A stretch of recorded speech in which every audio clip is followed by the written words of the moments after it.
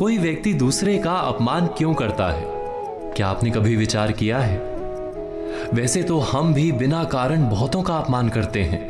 हमारा अपना अपमान भी बहुत बार होता है। संसार का सारा व्यवहार एक दूसरे का अपमान करने पर टिका है। जैसे पति अपनी पत्नी का अपमान करता है, पिता अपनी संतानों का अपमान करता है, नौकरी देने वाला अपने नौकर का अपमान करता है, अर्थात जो भी बलवान है वो निर्बल का अपमान करता है। यदि हम शक्तिमान हैं तो अपमान के बदले में लड़ाई करते हैं, और यदि लड़ने की शक्ति नहीं होती तो हम अपमान सह लेते हैं, स्वयं को निर्बल और असहाय मान लेते हैं। हमें छोटे होने का एहसास होता है। ऐसा प्रतीत होता है जैसे हमारी आत्मा कुचली गई हो। किंतु कोई किसी का अपमान क्यों करता है?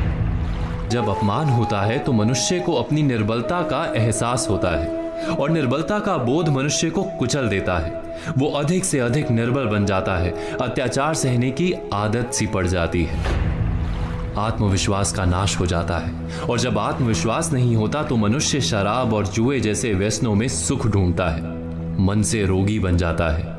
आखिर किसी भी मनुष्य की ऐसी दुर्गति कोई क्यों करता है? अपमान करने वाला वास्तव में क्या सिद्ध करना चाहता है? कभी गहराई से विचार किया है? वास्तव में हम किसी का अपमान करते हैं उसकी निर्बलता सिद्ध करने के लिए, ये बताने के लिए कि हम अधिक शक्तिमान हैं। अर्थात वास्तव में अपमान करने वाला स्वयं अपने आप को शक्तिमान या बलवान सिद्ध करने का प्रयास कर रहा है। अपमान करने वाला हकीकत में अपनी शक्ति से आश्वस्त नहीं है, उसे अपनी शक्ति पर भरोसा नहीं है। दूसरों को चुनौती देकर वो अपनी शक्ति पर विश्वास प्राप्त करने की कोशिश करता है। क्या ये सच नहीं? जब हम किसी का अपमान करते हैं तो वास्तव में इतना ही प्रकट करते हैं कि हमें अपने बल पर भरोसा नहीं। हमें ये संसार एक अविरत संघर्ष प्रतीत होता है, कभी ना रुकने वाली एक जंग सी दिखाई देती है। हम अपने निकट आने वाले सभी को प्रतिद्वंदी मानते हैं, फिर वो पति या पत्नी ही क्यों ना हो। हमें निरंतर लगता है कि हमें अपनी शक्ति सिद्ध करनी होगी, अन्यथा हमारा शोषण होगा, हम किसी के गुलाम बन जाएंगे।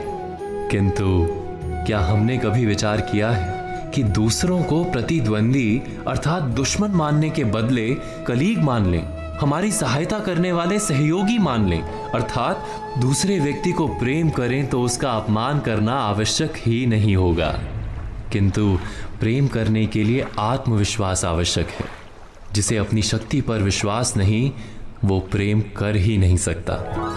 अर्थात जिसका हृदय आत्मविश्वास से भरा होता है, ना वो अपमान करता है, ना अपमान को स्वीकार करता है। क्या ये सत्य